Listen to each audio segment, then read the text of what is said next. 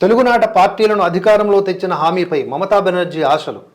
ఎన్నికల ముంగిట బెంగాల్లో కొత్త పథకం అంట. ఏంటది అంటే, పశ్చిమ బెంగాల్లో త్వరలోనే అసెంబ్లీ ఎన్నికలు జరగనున్నాయి. గత ఎన్నికల్లో మమతా బెనర్జీ నాయకత్వంలోని తృణమూల్ కాంగ్రెస్కు గట్టి పోటీ ఇచ్చిన బీజేపీ ఈసారి ఎలాగైనా సరే బెంగాల్లో పాగా వేయాలని పట్టుదలతో ఉంది.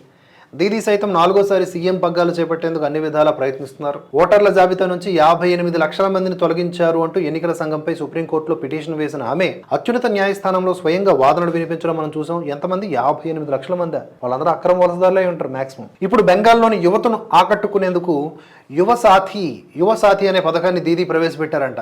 ఏంటి అంటే, మన తెలుగు రాష్ట్రాల్లో వివిధ రాజకీయ పార్టీలు ఎన్నికల ముందు నిరుద్యోగ భృతి అని అనౌన్స్ చేశాయి కదా, అలాంటిదే ఈ యువసాథి కూడా. 21 ఏళ్ల నుంచి 40 ఏళ్ల మధ్య ఎవరైతే నిరుద్యోగ యువకులు ఉన్నారో, ఆ నిరుద్యోగం అనే పరిస్థితి ఎందుకు వచ్చింది వాళ్ళకి? నువ్వు పాలించబట్టే. 3 టర్మ్స్ నుంచి పాలిస్తా ఉన్నావు, వాళ్ళందరూ నిరుద్యోగులుగా ఇంకా ఉన్నారంటే నీలో సత్తువ లేదనే కదా. వాళ్ళందరికీ అంట నెలకి 1500 రూపాయల చొప్పున ముష్టి. ఏంటది? ముష్టి. అది ముష్టి పథకం అని పేరు పెట్టుకో. యువసాథి కాదు, ముష్టి పథకం పెట్టారు. 10వ తరగతి లేదా దానికి సమానమైన విద్యార్హత ఉంటే, అంటే యాక్చువల్గా చదువు లేకుండా కష్టం మీద డిపెండ్ అయిన వాడికి ఇవ్వాలి. కనుక ఇప్పుడు చదువుకున్నవాడు, చదివి ఉద్యోగం లేనటువంటి వాడు ఈ పథకానికి అర్హుడంట. దరఖాస్తు చేసుకోవచ్చు. ఏప్రిల్ 1 నుంచి లబ్ధిదారుల బ్యాంక్ ఖాతాల్లో టకాటక్ 1500 చల్ జాయిగా. బెంగాల్ ఎన్నికల షెడ్యూల్ అమల్లోకి వచ్చే అవకాశం ఉంది కనుక ముందుగానే ఇది కానించేస్తారు అన్నమాట. తెలుగు రాష్ట్రాల విషయానికి వస్తే 2014 ఎన్నికల ముందు తెలుగుదేశం పార్టీ, ఏ పార్టీ అయితే ఏంది, ఏ రా అయితే ఏంది నెత్తి కొట్టుకోవడానికి అన్నట్లుగా అందరూ అట్లానే చేస్తారు. యువనేస్తం పేరిటైనా ఇంకో పేరిటైనా యువతకి ఇలా డబ్బులు ఇవ్వడం అనేది అవమానకరమైన చర్య నా దృష్టిలో. అవమానించడమే మీరు మమ్మల్ని. మాకు ఉద్యోగం లేదంటే ఉద్యోగాలు ఇవ్వాలా, స్వయం ఉపాధి కల్పనలు చేయాలా.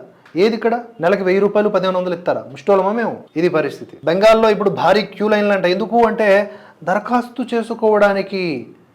ఈ భారీ క్యూ లైన్లలో ఎంతమంది అక్రమ వలసదారులు ఉంటారో అదొక తలనొప్పి. వీరిలో గ్రాడ్యుయేట్లతో పాటు పోస్ట్ గ్రాడ్యుయేట్లు కూడా ఉన్నారు. అది దౌర్భాగ్యం, ఈ దేశపు దౌర్భాగ్యం.